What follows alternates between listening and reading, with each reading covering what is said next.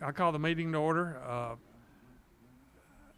Under the new rules, we have to offer a public comment, so there's nobody here to give a public comment, but offer it just in case they do it. Do a roll call, I guess. Alan Gill, Sam Coates, Denny Hastings, and then we have several members, John Batwell, Lynn Gazicki-Wigan, and Keith Davis are not here this evening. We have guests with us, Chris White, and an IT member. Okay, I'm asking for the approval of today's August 13th meeting agenda. Make a motion to approve the agenda for the meeting.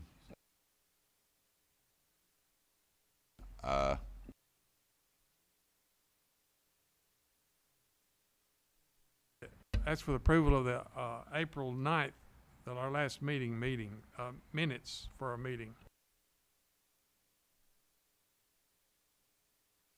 Make a motion to approve them as printed.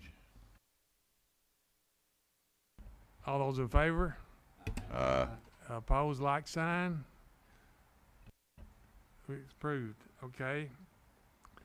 Now we're going to go into our meat of our meeting to the discussion of the proposed standards of the decentralized wastewater system to be submitted to the Planning Commission, and presented by Mr. Chris White, who did an outstanding job, I thought, of getting it together.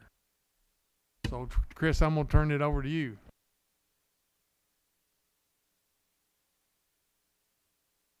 Is this on? Okay. All right. I did talk to Lynn, I guess last week in the Planning Commission meeting, and she gave me her notes. So I just went over her notes just to make sure there was anything in there that she felt like needed to be covered that hadn't been covered. And I did notice a few things that I thought I would comment on aside from what you already have. So I'm just going to look through, if you don't mind, and when I see something highlighted, I'll look at it and see if it's something I need to bring to your attention. Okay. In your recommendation, as well as in mine, there was a notation that the creation of a wastewater oversight body. And she had highlighted that, and basically she said yes, that where it says committee recommendation, it says the county commission should appoint an oversight board authorized to approve and oversee TDEC certified management companies responsible for operating and maintaining decentralized wastewater systems within Bedford County. And in those notes, of course, she skips over, like if the next page is irrelevant to her, then she would skip over it. But I was kind of going over it along with my notes, and I thought there was one item that might need to be discussed tonight. Let me find it.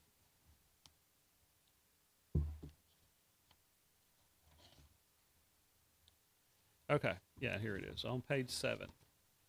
From her, I'd got page 6 and page 8, so I don't think not that she didn't look at it, I'm sure she did because she's very thorough. I think that it's just maybe that you guys hadn't talked about this yet, and I just wanted to bring it to your attention.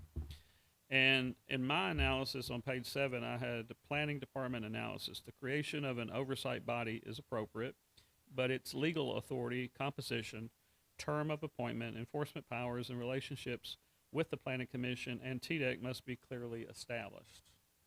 The county should determine whether the entity will function as an advisory and regulatory board, a department or division of county government, a utility or wastewater authority, a contract administrator, or a combination of these functions. So I'm wondering, in the process of you guys meeting, did that ever come up? And the reason why I asked is because, initially how this conversation started was we had proposed from the Planning Commission, we had proposed and recommended that the county pursue a wastewater authority. Now that's a private act that has to take place with the state, with the legislature. And technically it needs a majority vote to come from the county commission, but when it comes back to the county commission, it has to have a 2/3 vote. So generally, Pat and Shane want to see it come from the commission with a 2/3 vote, knowing or feeling comfortable that when it comes back, it'll get a 2/3 vote. Otherwise, they don't typically want to pursue those kind of things. And so it didn't get the requisite 2/3 vote, and so it failed. But I will say there was a lot of animosity from the public, and a lot of the concern centered around that a wastewater authority in the law actually has condemnation powers. And of course, what we wanted to do, we weren't really interested, myself being the principal presenter of it, but other county commissioners being helping with the architecture of the whole thing. The basis of what we were trying to accomplish with a wastewater authority was that we were looking for something that was governed by the state, where the board members are dictated by state law. So that way you guaranteed to get an engineer, wastewater engineer, you're guaranteed to get a certain board makeup, obviously some local makeup too, but the state wants to make sure that these wastewater authorities are governed by, or the part of the governance includes professionals. And so that was one of the reasons why we liked it, but the main reason why I liked it is because we always knew that the planning commission could do this, that we could amend our subdivision regulations and we could include these regulations within our subregs. We always knew that. But what we can't do from the local level as far as a planning commission is we can't create what I would call a super fund. And we really wanted to create this super fund whereby the wastewater authority would have the ability to siphon off, say, $1 a month or $2 a month off of every sewer bill in one of these subdivisions that would have one, and they could take that money, put 100% of it in a type of a super fund, so that if there were ever a failure, and maybe it's 30 years down the road, if there was a failure, that there would be some money that they could use to make either a low interest loan or a no interest loan to the entity who owns the system, and help guarantee that the person is made whole. The person who lives in the subdivision who has a failing system is made whole. That's what the whole thing was about. We knew we couldn't do it from the planning commission level, and so that's why we were pursuing that. But Wouldn't the utility company do that? the utility company does their own thing. I mean, of course, they're charging a sewer bill, and they're just trying to make a profit. They're paying for their maintenance, they're paying for all that. But what we wanted to do is have a separate entity at the county level that had state jurisdiction that could have a fee like that. That was what the whole reason for it was. But people were saying that we was trying to take over everybody's septic systems, and just stuff that wasn't completely irrelevant to what we were trying to do. Then, of course, that failed, and then I don't know what instigated it a year or so later, but eventually they decided, the county commission decided, well, they wanted to create this entity and that you guys study it. And so that's the reason why I put that in there, is like, did you guys think about the makeup of this board, what this is going to be in the future, this entity? And had you thought about whether or not it would be appropriate to go back to the commission and say,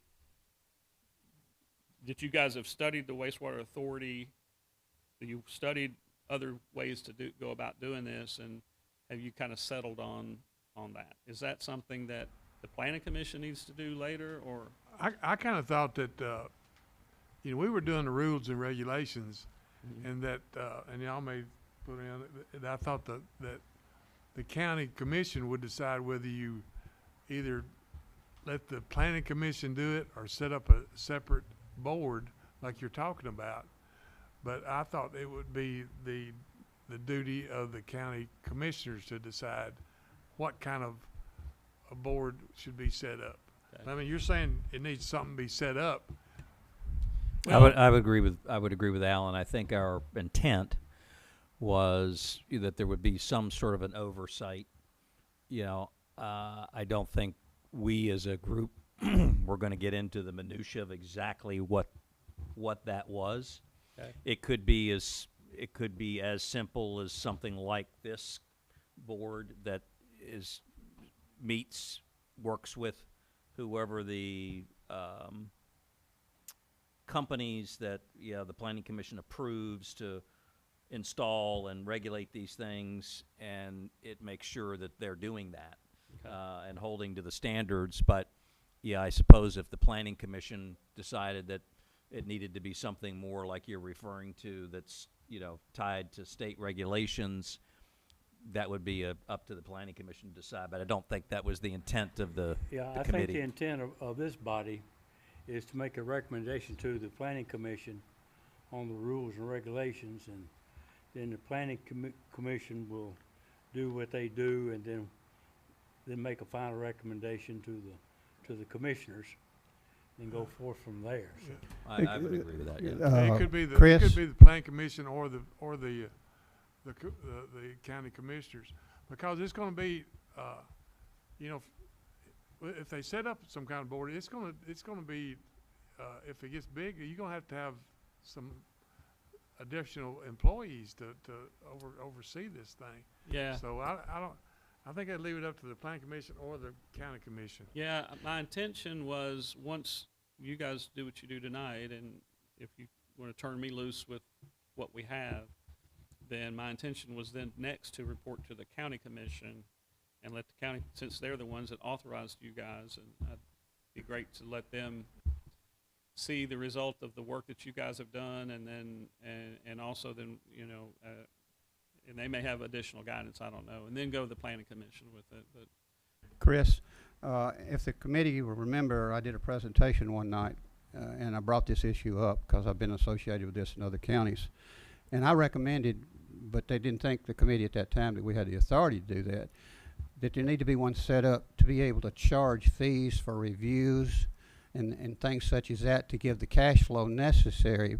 But it would be up to the commission to appoint those people to do that study and come up with those fees and all, to make sure you have the cash flow necessary. And I give kind of through an example of $500 or $5,000 or whatever it might be to review plans, so much for each lot, to make sure you have the people, because you're going to have professional people associated with the reviews to make sure that it's done correctly. And I think if you look back into the past minutes, that was a recommendation that I made, and I agree that there needs to be something done like this. okay, all right. I feel that this is a part of what we were assigned to do. This is a recommendation from this board that this be set up to govern the actions of whoever is in charge. I just think the only caveat I would give to Sam is I don't think we were intending to get specific on exactly what that looked like. Yeah, I think we're all in agreement there needs to be a governing board. How that's set up and under what circumstances would be up to the Planning Commission, the County Commission.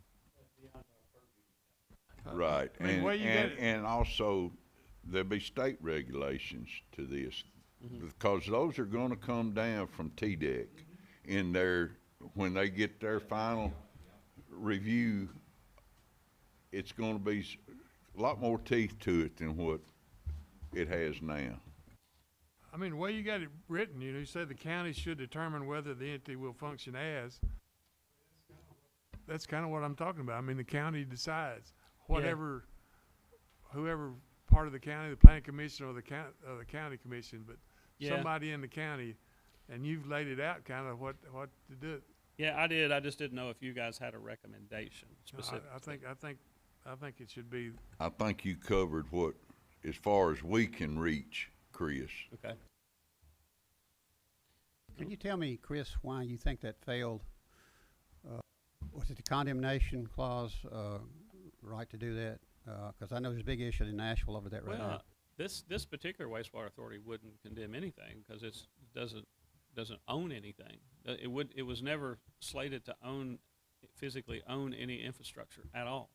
So it wouldn't need condemnation powers. It's just that, you know, sometimes if you have people in the public who have a perception of things that are not quite right, and it goes, and if they're not coming to the planning commission meeting, which oftentimes they don't, if they don't come to the planning commission where they have an opportunity to hear something fleshed out that way, they don't get the details, then they just show up to a commission meeting. And of course, it's more formal in a commission meeting, as you guys know. And so if I'm not on the agenda to speak about it, then I don't talk unless I'm invited to talk. So it's just such a more formal process. They have the public comment period, and everybody gets up and they say their piece, and they say what they believe. And in one case, I do remember there was a guy who got up and spoke, and I think he ended up running for county mayor and lost in the primary. But he had written some things about how many miles of sewer infrastructure that Bedford County owned, and just stuff. He just completely misled as far as what he believed, because we don't own any sewer infrastructure, you know. But I looked later and I found out that was Bedford County, Virginia. It was identical. His statistics were identical to Bedford County, Virginia. But it's just that's the danger of the internet. Sometimes they learn things, they believe things that they learn on the internet that have no relevance to what we're doing. And that the way that we had proposed it never got to be. I don't think the commission ever really got to hear the details because it was just so overwhelming. It was just, and it's hard, you know, like it's just hard sometimes in that regard. Yeah, there's a tendency for people to assume the worst.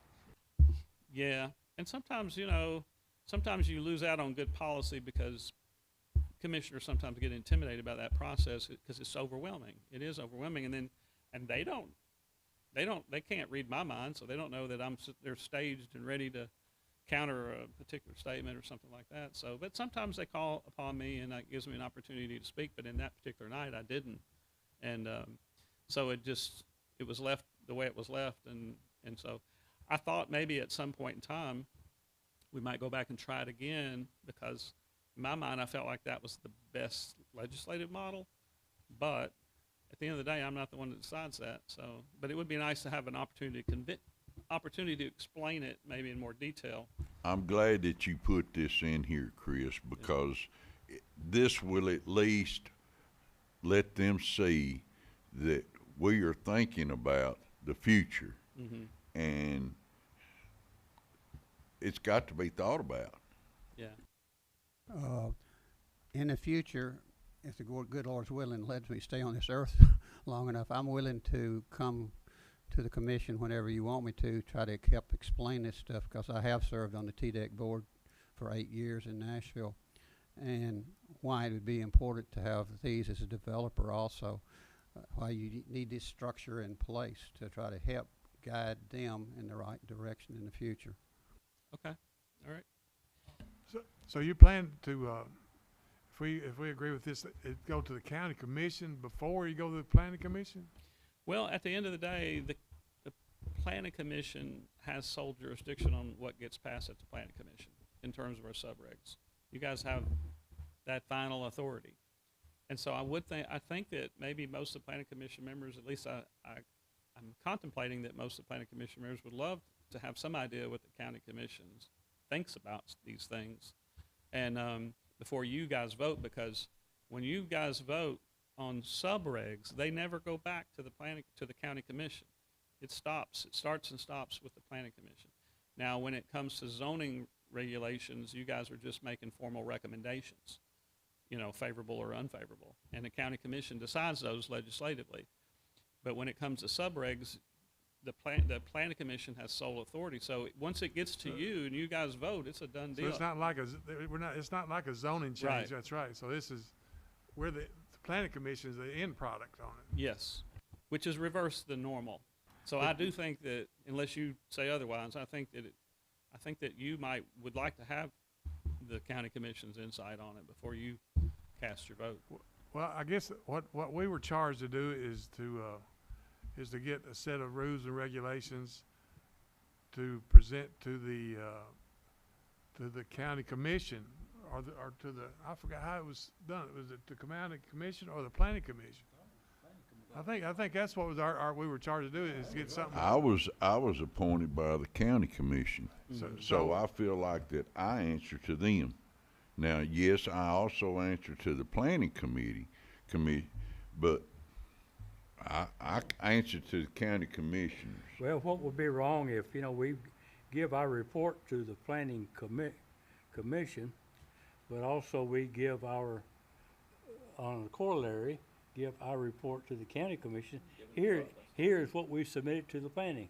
I here, recommend what that we're gonna that submit? be the way it's done, that they would get, that every one of the county commissioners would get a copy of this to read and study.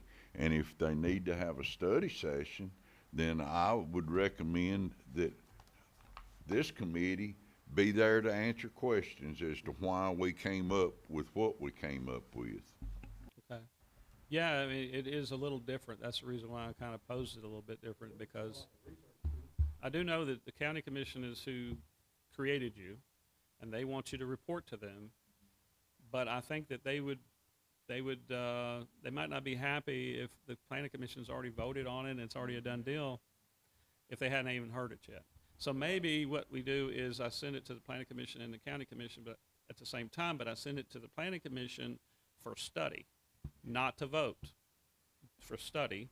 And then the county commission has an opportunity then to weigh in on it and however they want. And they know that you guys have done what you've been asked to do, and they see the work product that you put forward and the work effort that you put into it, and they have an opportunity to comment, and that way the planning commission can, in that deliberation, they can make the decisions they need to make. I also think that the county attorney will need to research this some to see how this governing board can be set up. Yeah.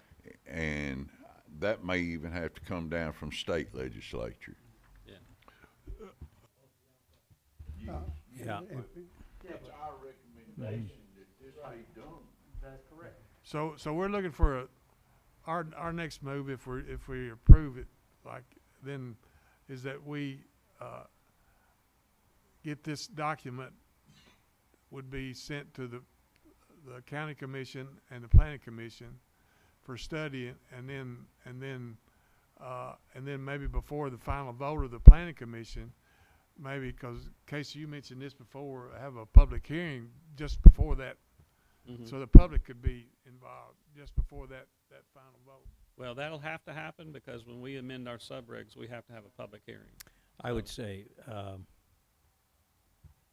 I would make a motion that we recommend Chris's recent draft to be forwarded to the county commission and the planning commission. That's my motion. Can I amend that motion by saying the possibility of we don't need to do this until the new county commissioners take their seat, because there may be a change in the planning commission also after they take. Is that going to create a problem for you, Chris? Restate that. He suggested waiting until the new commission and planning commission is set. That might be a good idea, because here's what I've got going on right now is, by law, I have to have at least one county commissioner on the planning commission and one county commissioner on my BZA. And I'm losing both of them. BZA, I've got two on my BZA, and I'm losing both of them because neither one of them ran. So I'm going to have to wait for the mayor to appoint members to both these committees before really, technically, I can even have a meeting. They'll have to be approved by the commission. And they have to be approved by I'll the amend my motion that, this draft that Chris has presented, which represents the committee's work, be forwarded to the county commission and the planning commission once those new members are seated. Mr. Chairman, can we put this off till we go through this whole thing with Chris before we finalize this motion, before we vote on this motion, I'd like for us to go all the way through it with Chris before Okay, we yeah. finalize the motion. All right, well, if it failed for a second, it won't pass anyway, unless we don't have a second. Yeah. My opinion on this is that Chris is the head of that department, and he's reviewed it, and a legal mind of this committee has reviewed it, that I don't know that we have to go through, and we've all had this to be able to review ourselves, that it don't need to be put off any longer. I'm hoping that we're gonna go through it right now with Chris. Lynn has some concerns that need to be addressed, and some of the rest of us might have a question Yeah, that yeah, we not- would like to have Yeah. addressed. Yeah. Until we're through, no, I'm not, I'm Okay. I'm for that. Well, the next one I had, the thing that Lynn had highlighted was on page 20 of my report. And it's under remote monitoring. And at the bottom of the remote monitoring section, right before you get to effluent drip dispersal, there's a short paragraph, and it says, remote monitoring should supplement, not replace, regular physical inspection. The planning department recommends documented inspections in 2-week intervals. So, Lynn's notes where she had a question mark, and she said essentially, every 2 weeks or monthly. She said it could be very expensive for I guess a biweekly inspection. And I wanted you to know why I put that in there. TDEC tried to pass some new laws for this very thing a few years before all this got ramped up. And the reason why TDEC had started talking to people like me and started reaching out to local county and city planning departments is because that law did not get passed, and it was lobbied pretty heavily against. And so, but one of the things that they were shooting for were 2-week inspections. And then I'd also picked up on a thesis from a guy's master's degree at UT, and in his thesis, all the studies he had done based on all the TDEC information, he had recommended in that thesis every 2 weeks. So, and I'm not sure where TDEC got that. I'm sure they have. I mean, they have a building full of scientists and biologists and engineers and that kind of thing. So, not sure that they needed that, but I'm just saying that's kind of where they really wanted to go. And so that's the reason why I'd put that in there. But at the end of the day, once I clean this up, I've given you my recommendations. I would like to know how you guys feel about 2-week inspections versus monthly inspections. That's once it's working. Once it's working. I agree with the 2 weeks.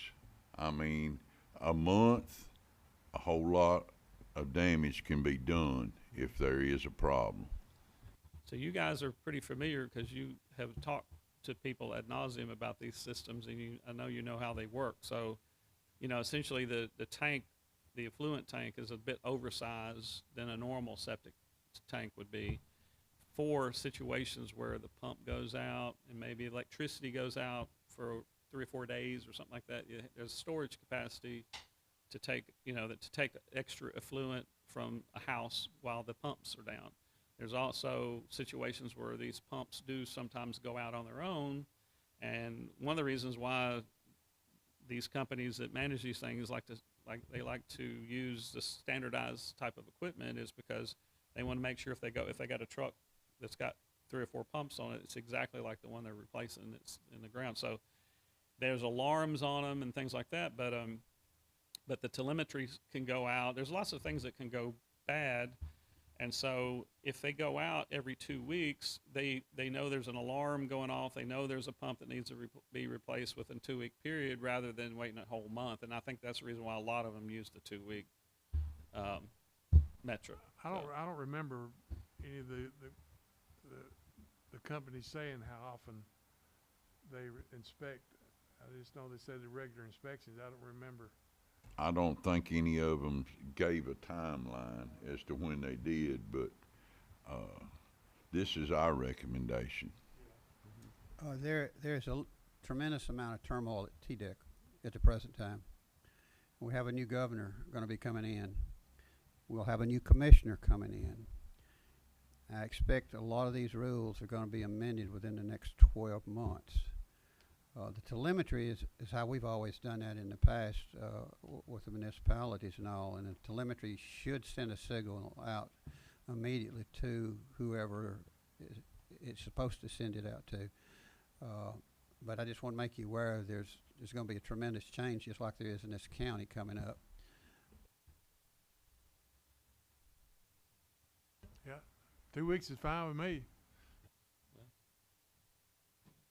Is there some consensus here? I'll make them.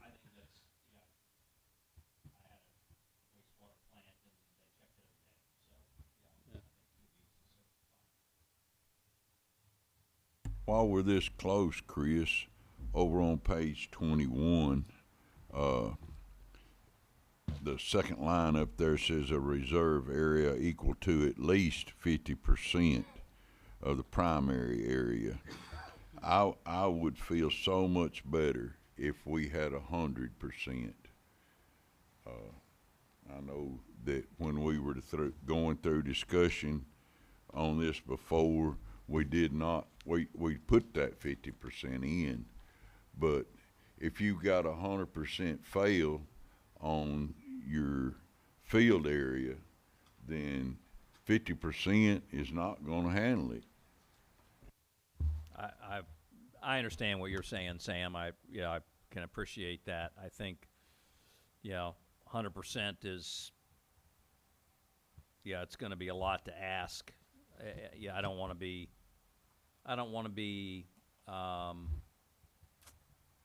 dismissive of, the safety of the conditions if these things are put in properly and in the right soils.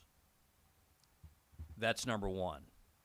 And if there's 50% additional area, I personally think if step one is done correctly, step two should be sufficient. I think to stretch it to 100%,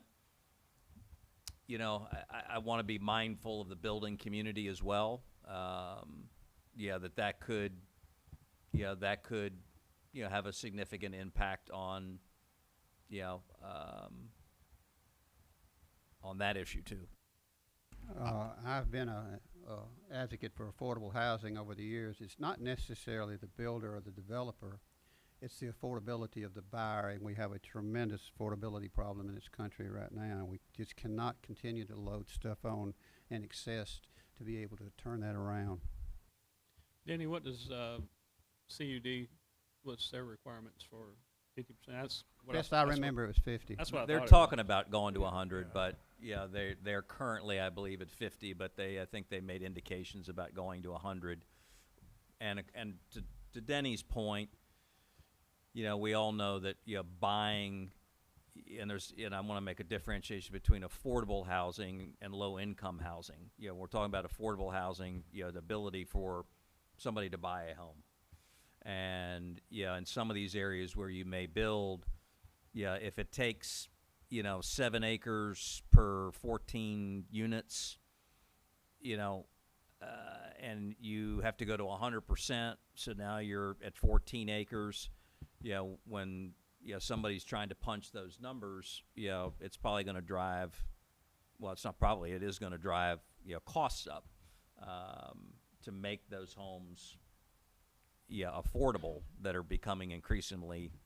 I mean, as we know, a starter home now in Bedford County is $300,000. Chris, a single family residence, their septic system, how much backup do they have to have? They have to have a duplicate.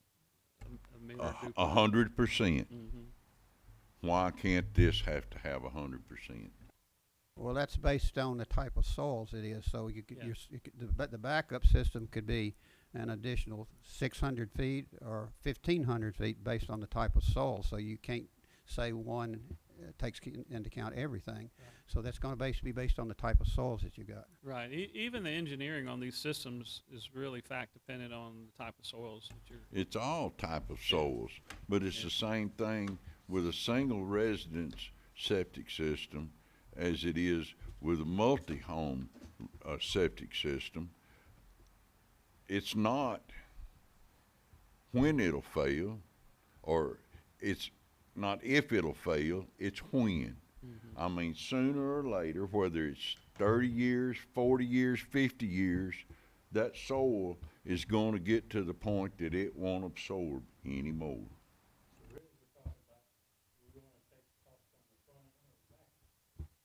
That's correct. Now, do we want it to be for the developer, or do we want to put it on to the taxpayers 50 years down the road? I got great grandkids coming on, you know. Well, I mean, the reality of it is. Just to clarify there, are you saying that when a single-family home owner has a lot and the soil site guy comes out to identify if you have a soil site, are you saying that the soil site that they identify for permitting is double the size needed for a residence? Yeah, they have to have a duplicate site these days. Yeah. And that's with the septic. Hmm. You're talking about a septic? Yeah, but like Denny was saying, it's all fact dependent on the quality of the soils. You know, So- you know, if you've got great soils, it's really not an issue. But it's a So problem in when you some have areas, marginal soils. so in some areas, 50% might work. Well, I in- mean, in other- theoretically, let's just say hypothetically, you've got one area of soils that, you know, are say 75-minute soils, and then you've got another. Let's just say you got one area that's 65-minute soils, and that's where you want to put your that's where you want to put your drip. But what I field. was trying to make point But if you was- got if your other field is 75-minute soils, it may take 3 times the amount. Yeah, that's what I was trying to make. You could get by with 50% due if you had good quality soil. Yes. But What- if you had soil that was just way substandard, it might take 200 or 300%. Why would you we're not use your best soils the first time? Yeah, you would, but I guess what the point he's trying to make is that where one site might be relatively small, another site could be a lot bigger. What we're trying to do is compare apples and oranges here. Septic systems do not have the treatment facilities and all that these systems have. So the treated water is completely different than a septic system where nothing is treated out here. Yeah. So we're trying to compare apples to oranges here.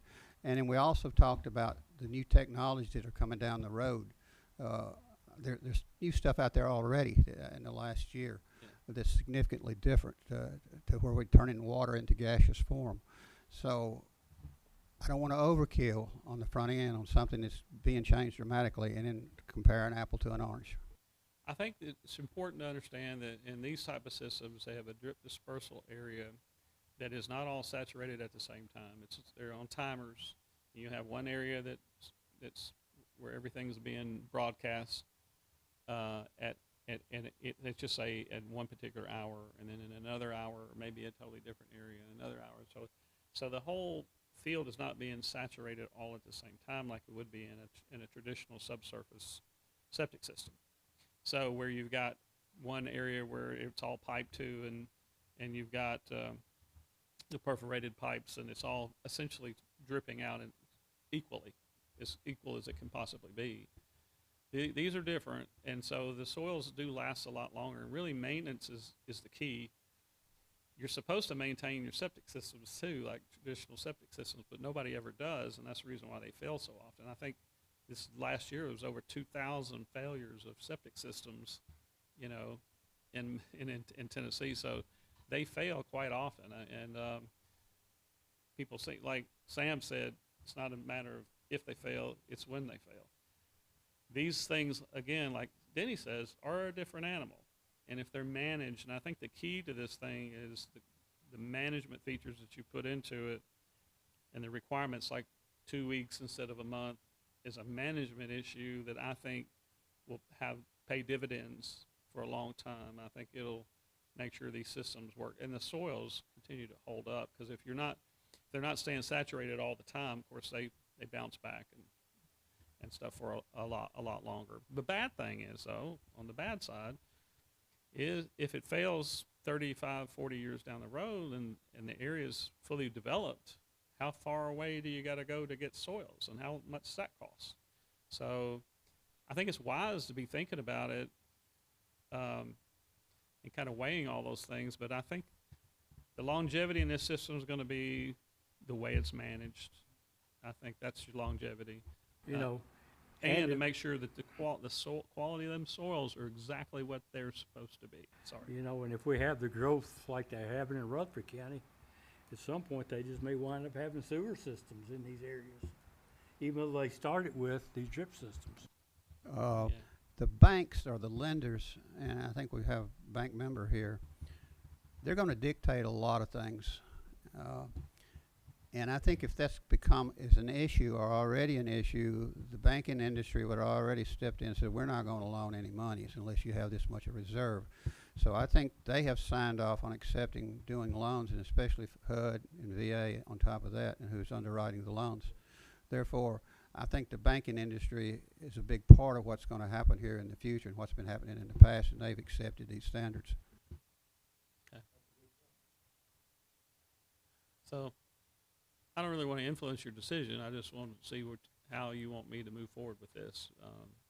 I had put 2 weeks, and Lynn just questioned it. She didn't necessarily say it was good or bad. She just wondered how expensive it would be, and at least that's what her notes imply. And I thought I'd bring it to you.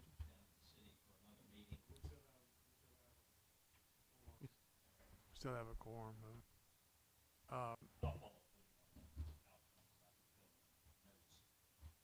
Do we need to record from here on out where we can turn it over to him for minutes then? Well,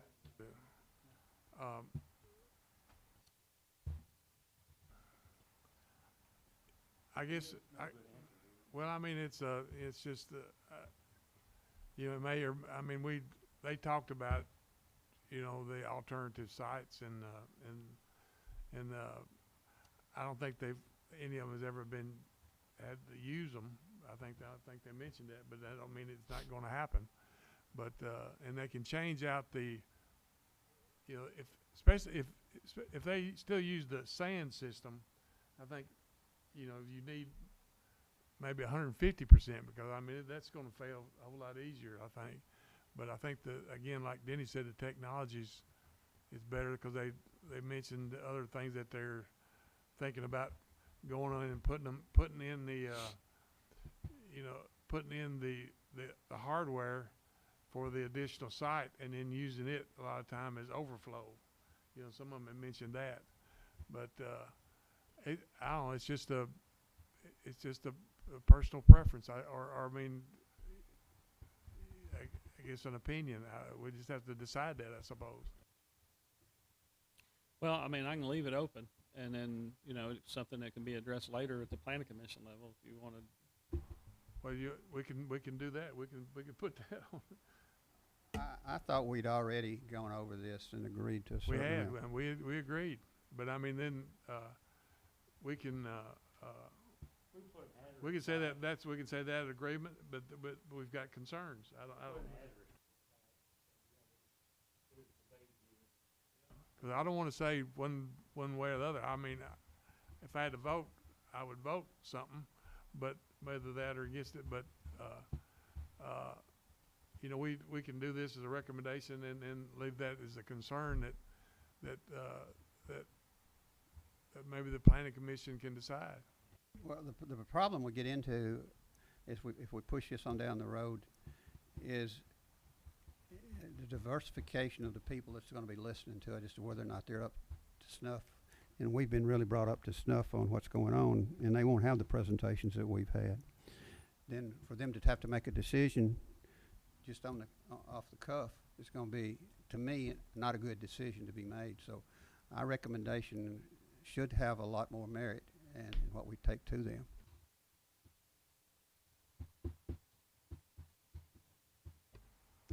It's like What do you say to that, Sam? Well, it's all gonna depend on what TDEC does with their new regulations. I got a feeling that they're gonna require more than 50%, but I may be wrong, and if they just require 50%, then, you know, that's what we'll go along with, but, I truly feel that there should be more. Well, the way we've got it worded, it says at least 50%. Doesn't That's mean that correct. 50% is the number, but at least Yeah, there you minimum go. threshold. There you go. Yes, That's the deal yes. right there. At least. Everything's on the soils. Yeah, I put in septic tanks for 50 years, and we built over 12,000 homes, and probably 7,000 of those are on septic systems.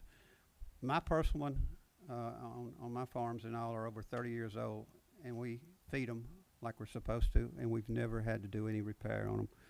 So if you take care of them like you're supposed to, you don't have to have that. Yeah, but talking about what Sam, I mean, for your, you know, this may be 150 homes rather than 3 homes. That's the difference that you got to be worried about. So we'll do it like that because it says at least, and then if it's at the wisdom of the planning commission or the county commission that, you know. Okay. Well, the next item is really left for a follow-up, but I'll just let you know what it is so that you're aware of it. Page 34, at the very bottom where it says bacteriological unit. And so in the specifications in the report, it referenced 94 colonies per 100 microliters. And that's that little U, funny looking U and then L, in several locations. And then in other locations it represented, you know, milliliters. And so, or MPM. And so I just wanted to make sure that you guys were aware that we really need to make sure that we're using the same measurement throughout so that when if this becomes these reports are sort of what my vision is that what we do is we create a manual that we'll hand to a developer when they come in, they want to build one of these things. Rather than updating our subdivision regulations and putting all of this stuff in the subdivision regulations, which takes some time, and the formatting, you know, every time you update one of those big books, if it messes up formatting all throughout the book, you got to go back. It's just a lot. It's a lot of work. So what I'm thinking is we make reference to the manual in the subregs, and that way we can pass the subregs. We can pass the manual as a separate document, and then update the subdivision regulations where it makes reference and cites the manual in certain areas. That way, I think it makes a lot more sense from the planning commission perspective. But I just want to make sure that in the manual we're using the same formulas. And Lynn felt like she wanted to follow up on it because I'd put in there, I think probably the last sentence, the final standard should be verified against the applicable TDEC permit criterion and corrected throughout the sections 133.16, 46.753, and 46.754. Because those are the areas in y'all's report where those instances came up. And so that's something that I need to verify with TDEC anyway. I just want to let you know that I will be doing that once you guys authorize me to move forward with it. And let's see.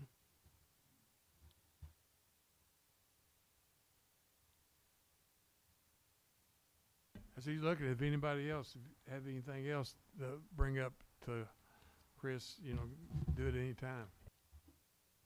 I think what he should do is go over all his recommendations, and we should make a motion then after we review all his recommendations and make it in one motion. Have you got any more, Chris, changes that you're looking at? No, in fact, I'm on the last page, and she said she thinks too that it should be a separate technical manual, and that that we would just cite references in the subdivision regulations to it. So she's agrees with me on that. So that's all I have from her notes.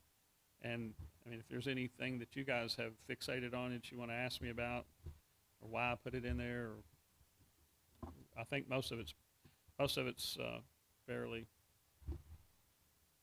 simple stuff. Pretty simple, and then there's a lot of technical stuff too. Well, it's technical, but because you when know, you're gonna bring it up in front of these county commissioners and these new county commissioners, it's gonna be intimidating. well, maybe I'll do a different version of it, I guess.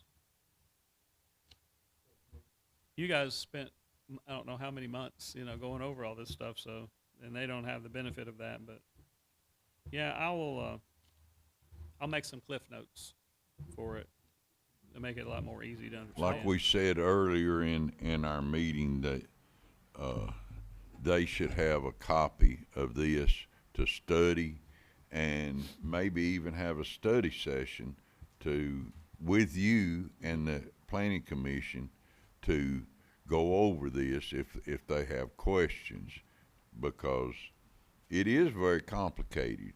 Yeah. And it's a very serious matter, not for just today, but for many generations to come. Yeah. You don't wanna walk into a meeting cold and that be put on your desk and Let's vote. just vote.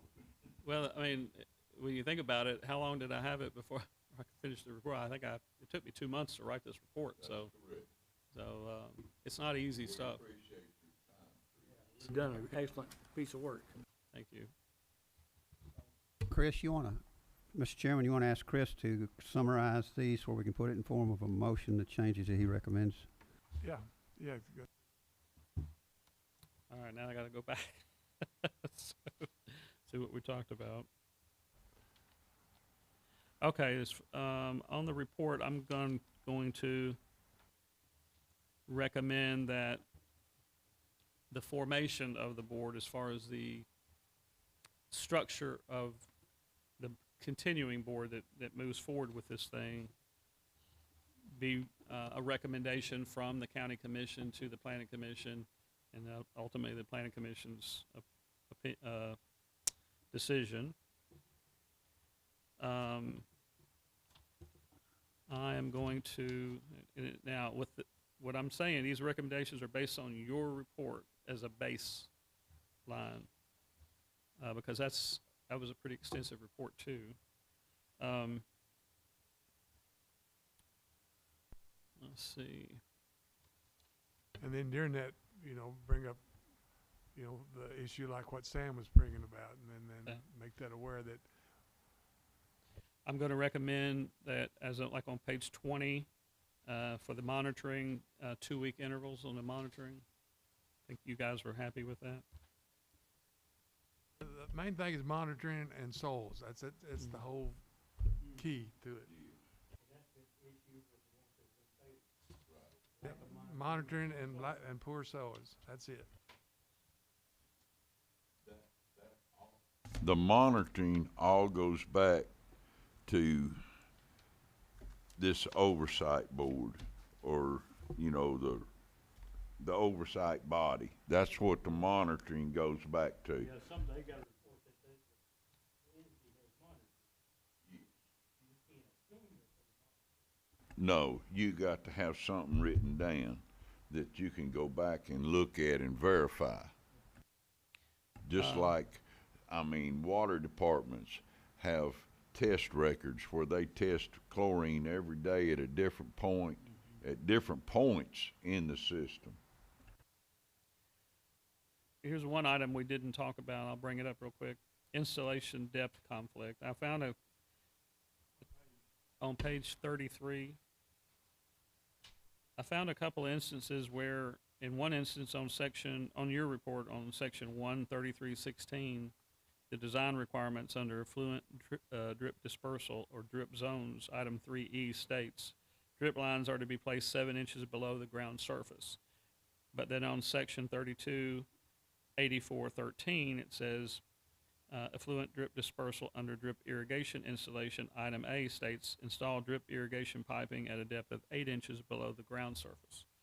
So in this, my report, I'd recommended that we make a decision. Is it going to be 7? Is it going to be 8? Or would you prefer, and I put in here an approved range, such as 7 to 8 inches below finished grade. If you guys have an opinion about that, if you don't have an opinion about it, I'm happy to consult with TDEC to find out what they recommend and just make it that. There is an ongoing discussion at the present time about going above grade with imported soils. So I like the suggestion, whatever the finished grade is acceptable based on TDEC's recommendation at the time, because it looks like they're going to raise and allow great soils to be brought in addition, and raise the elevation. That hasn't happened yet, but it's in the works.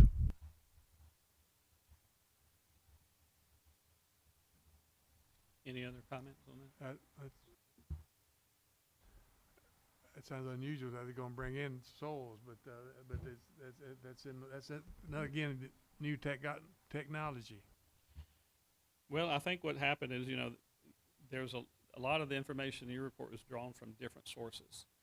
And I think the different sources were using some different information. And so I think that's probably how that happened. But I just feel like in our finished manual, it needs to be consistent. So I'll just check with TDEC and we'll find out what that is, and I kind of think that 7 to 8 inches would depend on the soil that we were working with, and which soils would be, which depth would be recommended. In the past, what they've gone over is existing topography without amendment. So that's why they're thinking about, and for instance, up in East Tennessee, there's a byproduct coming off of a box factory up there. It's one of the best soils that you can get, and they're just mounting it up. They got a mountain of it up there now. And in one of the board meetings we had at TDEC about 3 months ago, that was brought up about this possibility of this byproduct being used to be able to expand the area in excess of what the natural grade was or is. Be kind of like a mound system that you're talking about. Well, yes, but you'll be able to bring in and go above the natural grade that's there because this soil will accept and disperse the water out into the atmosphere a lot better. On the next page, where it says under total nitrogen conflict, there's another situation where there's a conflict where one says the committee's governing recommendations under treatment effluent limit states total nitrogen less than or equal to 15 milligrams per liter. And then another section in 13316, design requirements under effluent treatment, advanced biological treatment systems, item A2 states total nitrogen less than or equal to 10 to 15 milligrams per liter. So that same 10 to 15 milligrams per liter range is repeated in section 46753 and 46754. The first one's called recirculating media filters, and the second one's moving bed biofilm reactor treatment systems. So just from my perspective, and I didn't sit in all your meetings, but less than or equal to 15 milligrams per liter is a definite enforceable limit that is easy to enforce, while less than or equal to 10 to 15 milligrams per liter is a range without explaining when the 10 milligrams per liter applies and when the 15 milligram per liter applies. So a contractor really wouldn't know what to do with that because we're not explaining that to them. So I think the final technical manual should establish one enforceable maximum concentration or specify the site, permit, receiving water, or treatment conditions under which the more stringent 10 milligrams per liter limit applies. And that may be, again, another TDEC question, but it was just something that I noted in that report. That's beyond my technical knowledge. Well, it's beyond my technical knowledge. I'm not a wastewater engineer either, so it's just, I'm just a word guy. So when I see stuff like that, when I see, I would suppose then that'd be a TDEC, because I mean, yeah. I don't have the expertise to answer that. So with your permission, I will check with TDEC and get the most appropriate limits for that question. You know, all of this can change in January when TDEC comes back with their revised. Yeah. Well, the good thing is I'm working with TDEC very closely right now, so I've got access to the highest levels of TDEC right now. So I think that I have access to people who can kind of give me an idea of what's probably going to be in that report. So, but we'll see. Can't guarantee that, but I mean, the important thing is we've got some rules and regulations, because we didn't have Yes. before. That's rules and regulations that can be amended as needed, which is the good thing. At least so, I we'll mean, have a that's- place to that's start. what- And then, for the motion. Are you making to be amended? That's part of your motion that you're Yes, gonna come up. for that to be amended. And then next, what we already did discuss was the item on 34. Well, I did what I just told you is on page 34, but this below on the very bottom of page 34, when we talked about milliliters and microliters. So we figure out what is the most appropriate measurement to use and to be consistent throughout. And let's see if there was anything else.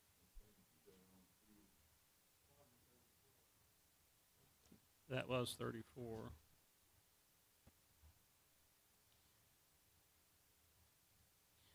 Okay, there's another question in here that I've not brought up but needs to be part of this. On page 37, middle of the page, connection to future public sewer.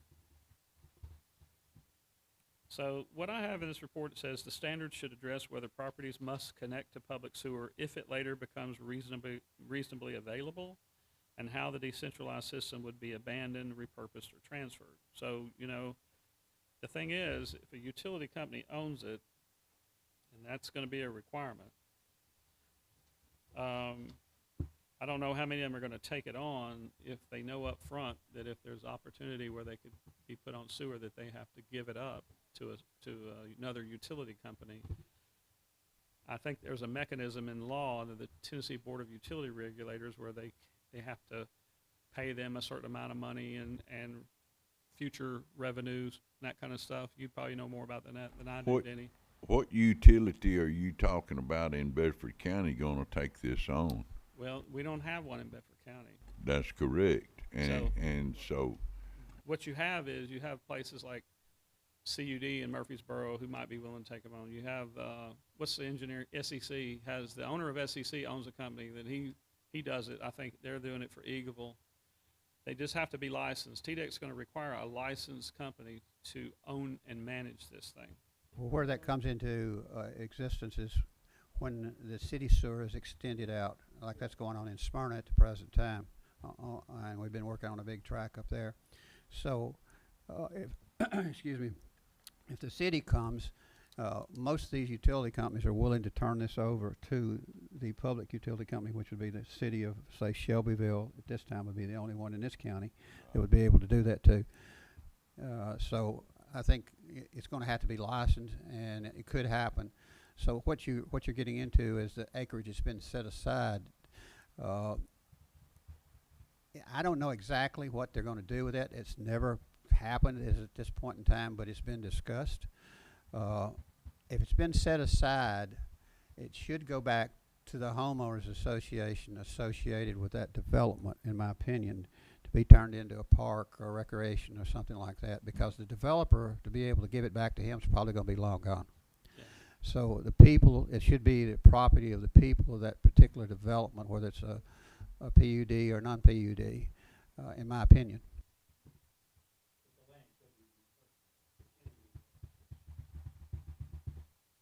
So it would be owned and maintained. You're talking about the drip dispersal areas. It'd be owned and maintained by the HOA with a permanent easement to the utility company, so long as there's a decentralized wastewater system operational. Something like that? Where would it be it's gonna have to be a public tied-on system. I don't see somebody going out here, even though SEC's doing it now, and taking on and running lines to pick up additional systems. Everywhere I've been, it's the municipality that's expanding and picking up the additional. And for instance, in CUD, when I consulted with them over the years, they said as soon as the sewer, like in Smyrna, would go out to Amable Road, they'd be glad to turn over all the systems in between just to get them off their books. Mm-hmm. So, I don't know how you want to leave that one, but it's really more of a, I don't know, it's not a functional issue of it, it's really more of a political issue. And that might be best left by the county commission to make a recommendation. That's your recommendation then? Yeah, I think that'll be my recommendation on that. I mean,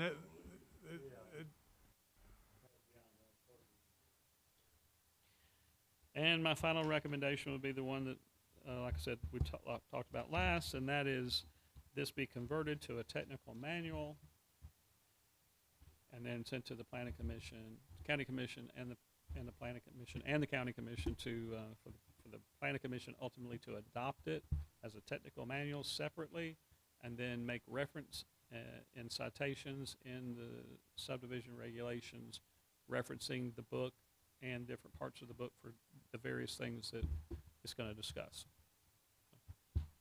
It appears there was 5 amendments there that we need to make a motion on. What would you say? Five I wasn't recommendations. keeping count. I don't know. I was hoping y'all were. So, Little sticks over here. okay. So I make a motion that we go with the 5 amendments that's been brought before us on the regs, that Chris White, the director of the planning department, has brought before this committee, that we accept his 5 recommendations for changes or upon how he stated it. got a motion. Do I hear a second? All in favor? It's a unanimous vote. So All right. thank you, Chris, for your You're welcome.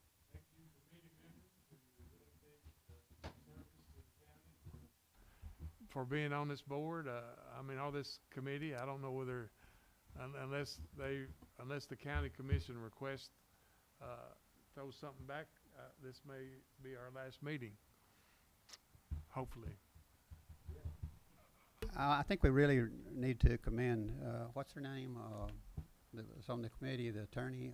Lynn? Oh, Lynn Kosicki. Yeah, Lynn. Lynn put a lot of time and effort she in, did. because She did. She really she did. probably put in a lot more time than I put in. So I think we need to commend her on the work She's that she good at. did. She's real good in the planning commission She doing is. stuff. She's an And I attorney. said it, Ross. I said Lynn Kosicki. She used to be Lynn Kosicki. Now she's Lynn Kosicki-Wegan. Reagan. Yes. I don't want to pronounce it like Linda Yawkey does. I know it. I know it. So, but, yeah, Wegging. Yeah, I saw that on there. WEG something. W-E-G-E-N-G maybe? Yeah. Wegging. So, I'll It just should call just her be Lynn. awesome. Lynn Kosicki, awesome, but, you know. okay. Do I hear a motion? Make a motion with adjourn. All in favor? Second.